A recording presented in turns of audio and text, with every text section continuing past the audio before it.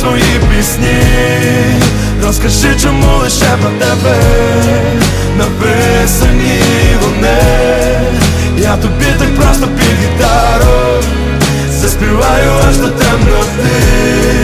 Як зізнатися всьому не знаю, що все присвячую тобі.